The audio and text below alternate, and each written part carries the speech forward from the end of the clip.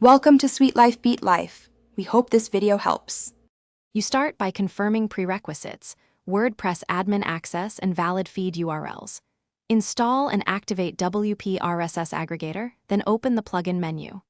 Once done, create a new feed source, name it clearly, paste the feed URL, choose number of items to import, and set status to active. Make sure to pick an appropriate import limit so your site performance stays good.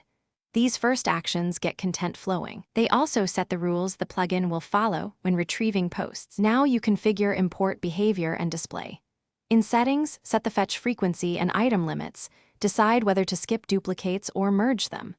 Next, map feed elements to WordPress fields so titles, content, author, and dates appear correctly. Once mapped, decide how to display. Use the provided shortcode on a page, add the feed widget to a sidebar, or create a custom template. Make sure to test a single feed first, so you can confirm formatting before scaling up.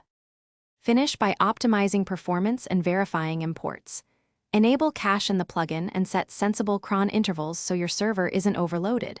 Once done, review imported posts for correct formatting. If feeds stop updating, check error logs and validate the feed URL and SSL certificate.